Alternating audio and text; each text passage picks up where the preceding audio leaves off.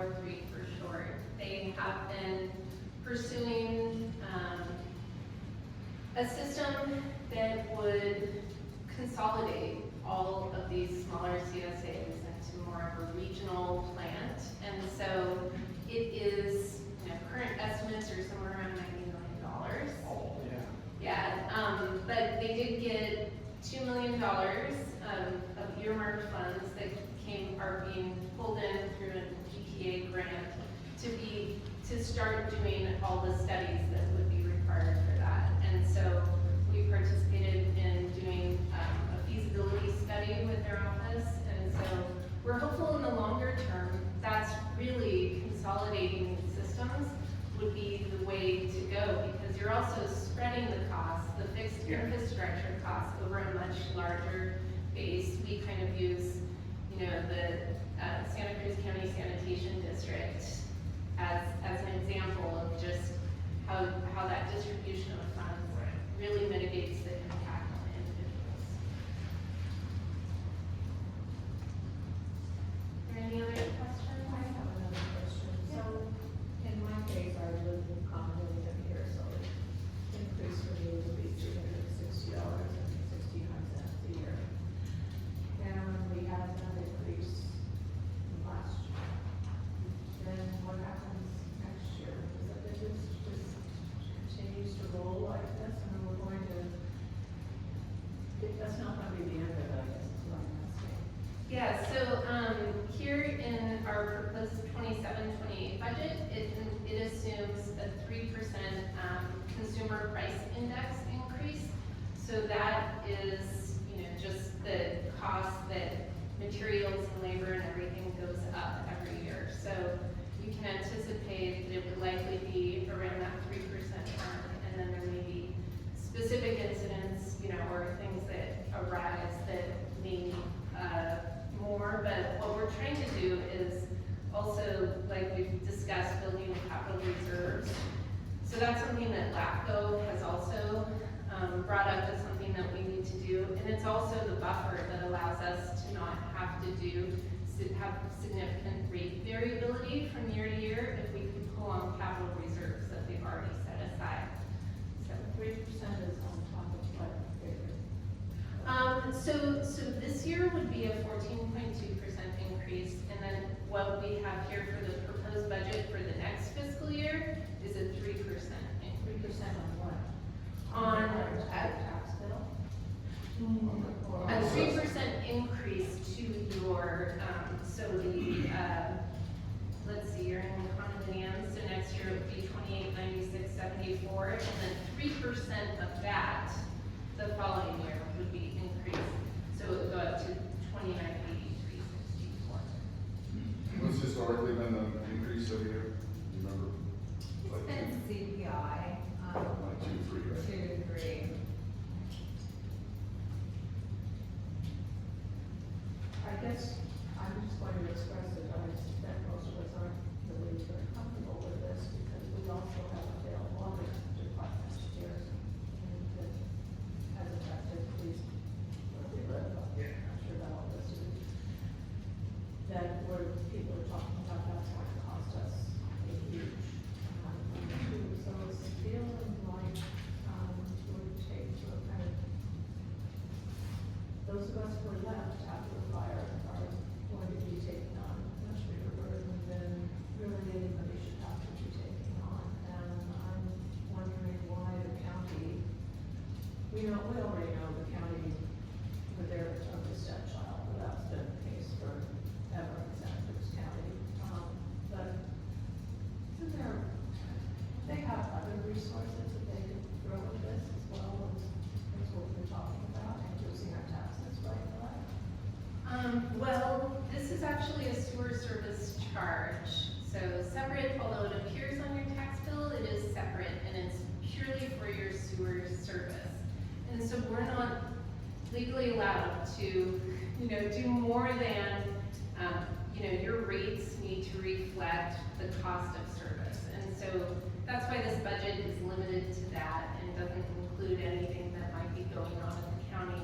And similarly, the county is a separate entity from the CSA. So this is formed independently, and so money doesn't transfer through the county. It's What's just, the commercial rate? What commercial, I know we have the country club, what other commercial properties are there? We have the golf course and the swimming pool.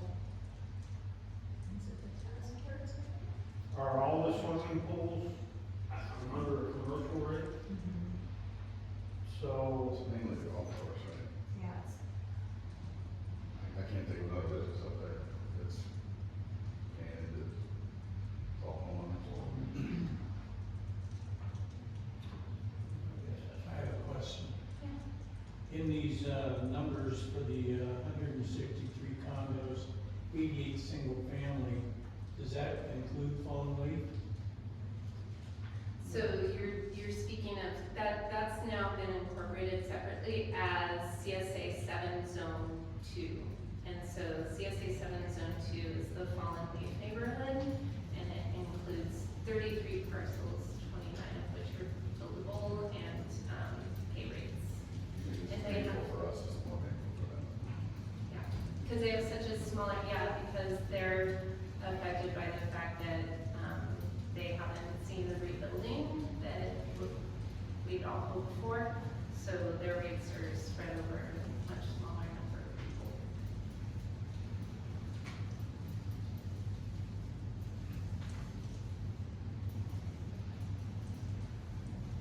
I know this is hard news, it's nothing that we take lightly, and we really do look for every opportunity that we can to be able to run this, in a way that's both safe and, doable. And so this is a big investment that will pay off in the future. I know that that's, a little comfort at this point, having to grapple with increases in rates. But, we are available if you have questions after this. Feel free to give us, we have our cards here, and so feel free to email us or give us a call, and we can talk through any points that might come up after this. So I can understand, fallen leaf is their own entity then. And where did they process theirs? They processed it in fallen leaf area? Yes, they have a small wastewater treatment plant right on the corner of Highway 236 and Fallen Lake. And they have their own leach, And they have their own fields up there, pump the water. So are they gonna stay up there, or are they gonna, is it gonna eventually move like this? No, I mean, we haven't discussed any plans for them to Okay. move into Fallen Lake. I mean, it would be ideal, for them to have like an emergency bypass system to connect from their effluent station to the Fallen Lake pump station, just as an emergency basis. If we ever had to rebuild, there's the opportunity to be able to do that. But it's all separate. Yeah, so they essentially, correct me if I get this wrong, the fallen leaf was inherited from the basin fire. Right, so it got damaged. Yeah, and then it entered into a receivership, and then we took over in 2024.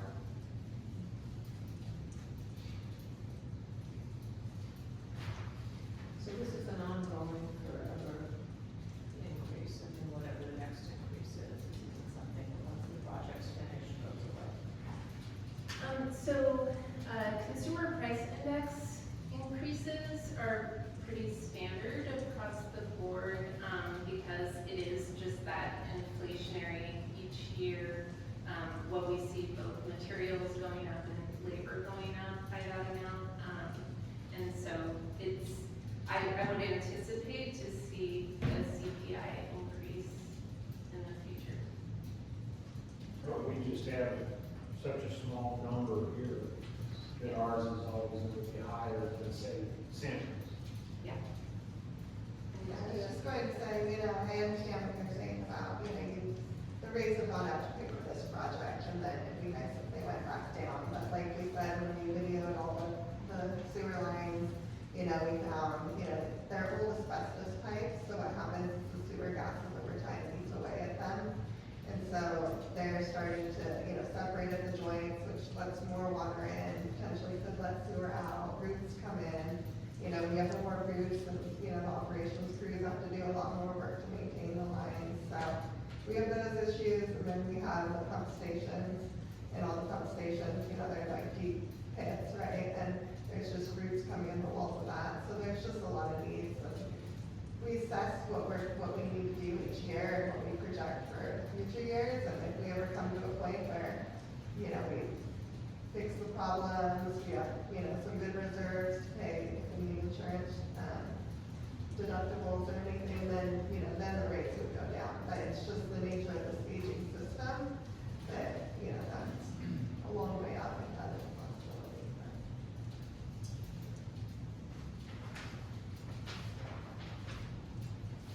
So you have built into your program right now to maintain those lines and do the repairs and replace stuff that needs to be made? Is that what I'm hearing? We have some money built in, so if you look at there's a line that says capital reserves, that's where we're building up the reserves. So for the 27-28 year, we have like $135,000 in there, and then we have the inflow and infiltration reduction about it for $60,000. So $60,000 doesn't do much, and so, you know, that next year, the idea would be that we would be able to have that $60,000 again, and then maybe we don't need to put in 135 into reserves, maybe we'll only put like 30, and so then we get to put another 100, so then we have 160,000 to do a infiltration reduction project, which is still not really enough to actually do a project. So each year, you know, we're gonna be building up the amounts, and then if we have an emergency where a pipe fails, we'll have to take from there.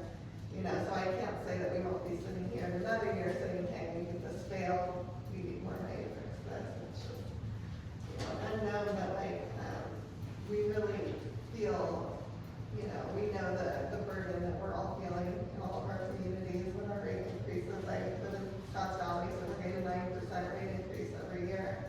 And, you know, so we really try to keep it low. So we really, you know, like as a person trying to manage the system and look forward, it would be nice to say, oh, let's put 300,000 in there for these, you know, projects every year. But of course, we don't want to do that to the community, because we realize how hard that would be for you. So it's just a balancing act, and we're doing the best we can. But we just don't know how long everything's gonna last when it's so old as it is. Yeah, and emergency projects do cost much more than planned projects, because we can also plan them and bid them and have them done at a time of year where, you know, contractors aren't super busy, so you're paying a premium and such. But when you do pay a surcharge at the end of the day, when you have to do it on an emergency basis.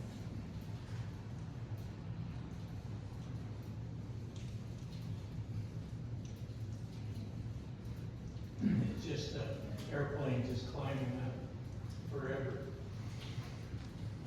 Well, like Ashley said, I know we on the design and engineering side, we feel the same way. I think, you know, when Ashley says about, you know, doubling the cost of, you know, a foot of pipe. So when we talk about $60,000, you know, it's less than 60 feet of pipe. And so when you look at a system this big, it's, yeah, that we're gonna be taking it in pieces and trying to get ahead of things as best we can. But yeah, it tends to be in all parts of life right now, and I know we're all feeling it, and, you know, we're doing our best to try and buffer it as we can, but, you know, roots and water have a way of making their own, of making their own issues out there, so, yeah, we're trying to plan as best we can. Just on a public service note, if you want to try to reduce operations costs, if you know of any storm drains that are directly connected, like roof drains coming into the sewer, you know, that's an illegal connection that causes a lot of extra treatment costs for us. So tell your friends, check your roof drains, let's get all those disconnected. You know, pouring grease down the line when you wash out your pans where you cook the grease causes it's built up in the pipes, which then we have to pay to go out and flush, so, you know, it's small compared to the big needs, but anything you can do to help the system, operate efficiently, does got some cost up. Unrelated to this, but there's a movement to remove property taxes from California residents that are over 60 years old.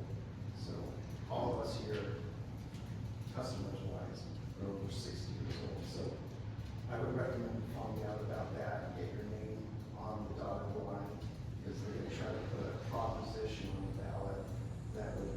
This is a state level. Yeah, greatly reduce. Well, good luck is right, it's unlikely, and it won't cut out these charges, these are sewer charges, but they're gonna try to put that on the ballot right now, they're in the signature phase. That could save thousands and thousands of dollars for 60 and older. Look into it. Yeah. Well, I think we're all, depending on how long you've been in a certain place, you're already saving a ton of money versus somebody that buys a house next to you this year, they're paying a lot more than we're paying, Of course. because of Prop 13. Those of us who did not want to take advantage of Prop 15. I understand. That's a little bit involved. It's just that it's next year, then it'll be $447, and then the year after that, it's another 3%, you're up to $550. And that's just for this, but not our, just our regular taxes. So it is impactful for all of us. I'm not, and in no way am I trying to say you guys aren't doing what you should be doing. We obviously need it, but I think we need to find some other revenue sources as well. Not all of you, that's one county, they really should be looking at it just a little differently, I think. When we do keep our eye out for and track all the different grant opportunities. The thing is that there's rarely grants for maintenance, but the needs facing this system are facing a lot of other systems. Even, you know, our big system is even older, and so, you know, that's something that we're hopeful in the future, you know, that it becomes something that's a critical issue on a large scale that maybe would get some kind of funding opportunity or something like that.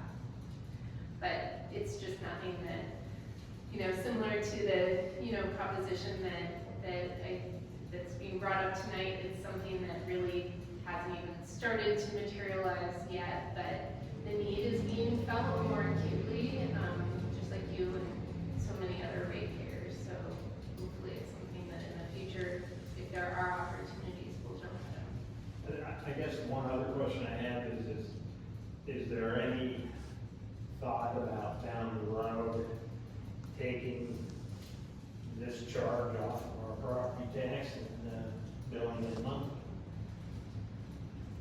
It's a lot more cost effective to have it put on the tax roll. So I understand that. it would cost, you know, every cost we incur, we have to. No, turn I know, over I and understand you guys that. I pay. just- So, Putting it on the property taxes pretty much ties everybody down. You don't have a choice.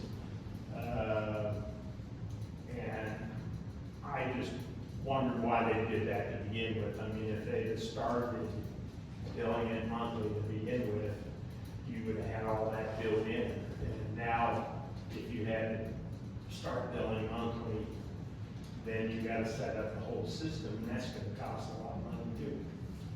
and, you know, different, utilities through COVID and things, when people were just unable to pay their bills, you know, they really went Oh, I into know. hard times. And so I think a lot of times what happens then is that, because we've experienced it in some of our districts, then when you go in the negative, you start accumulating negative interest. And then, you know, everyone that's left who is paying their bills, that has to be spread out among them. So it's really nice to have the stability to know that this is what we're gonna get every year. Yeah. And it's gonna default, because it keeps you from being at risk of the negative interest.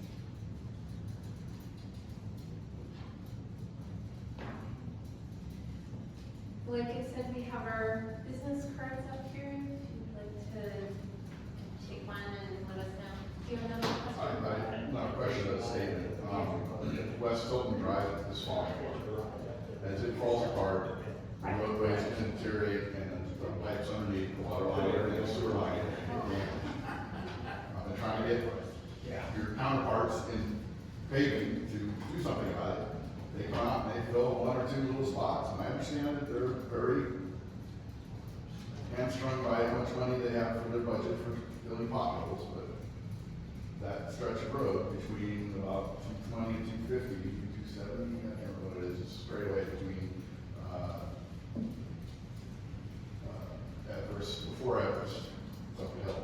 And years of trucks driving up the road, like all the dirt they hauled from Poland's SLV water line on 236, they went up there, up and down that road 3, 5, 7 times a day, destroying the road with their big trucks trying to dump the dirt up on the ponds.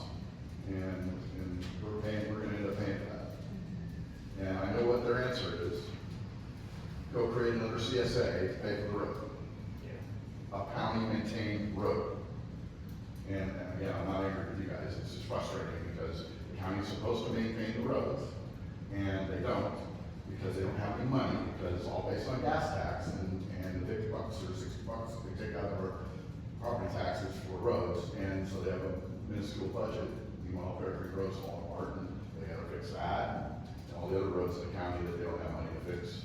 So, but I think if you can help point out to your boss that this is a problem that's gonna get way worse for us if somebody doesn't come up there and fix that road. And at least patch the potholes that you're asking for that. The roadway's completely torn up from the trucks for the last couple of years. We can definitely bring that information back. You're very well informed on the road. Because there is, I'll tell you right now, I'm pretty sure there's either a sewer leak or a water leak underneath that road right now. Because it never dried out.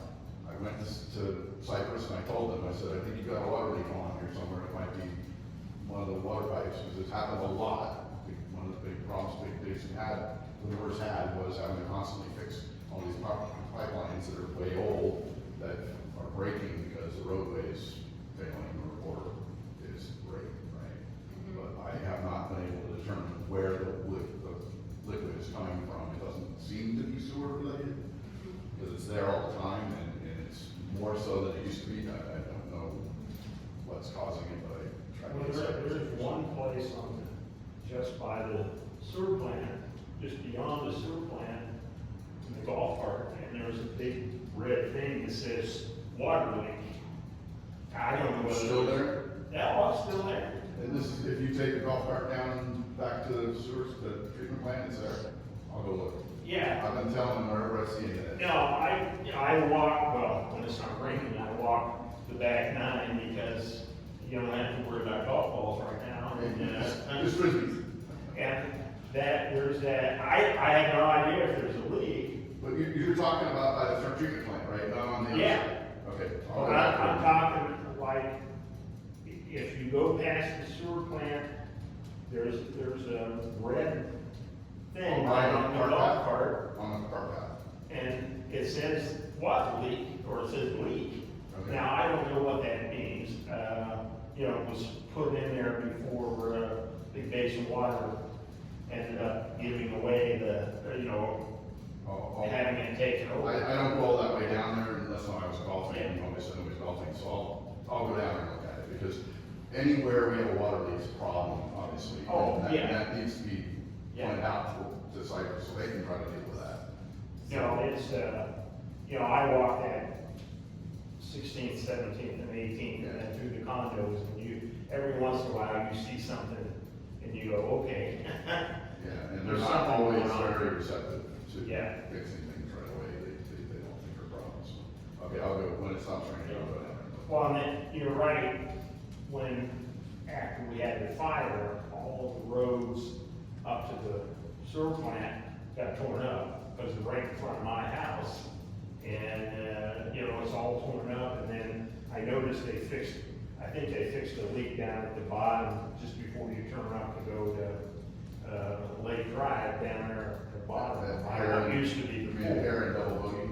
Pardon? You mean the air and double bogey? Yeah. Yeah, that's where fix a joint in the road. Yeah. But, I mean, All but they along. never, you know, they fixed it, but, and they didn't fix the road. Right, yeah, and you're supposed to go back, so the first thing I did when Cypress took over was I said, did you guys come out and fix it? And the first one, you did not pay it, so it was good. And it is a county, you know, up to that point, it's a county road. Right, the county, if, the way it's, as I understand it, the way it's supposed to work is if Big Basin or is pulling up the pavement, they gotta replace it. Oh, I don't know. So Jim was doing that on other places that I've seen. Yeah. It just sometimes it took its time. Yeah. And then at the end there, it was very painful for. Yeah, it's not happening now. Yeah, so, but they did come and fix that, cause first thing I said when they had the meeting, first meeting, I said, you need to come out here and make sure all these spots that Yeah. are dug up have been paved over before they get damaged again, and then I went and looked, and they've all been fixed, that I know of, so. Yeah, we can definitely bring that up with both our road crews and with the receiver for the big basin water. Yeah. Thank you. Thank you. Wish I could get out more people, I kept telling everybody, and I almost missed it, I was thinking it was Thursday, and my phone, it popped up on my phone. Yeah, no, we tried to, yeah, and I think we sent some texts as well, so. Yeah, anytime you guys send me messages, I go out and spam the world with it, so. Oh, good, Yeah, okay. people, Idris knows, we've been doing this a few years. Well, yeah, and these videos will be on YouTube as well, so you can pass the link to your neighbor. I'm sure a lot of people have the attitude, it doesn't matter if we want to be there, if you want to be there.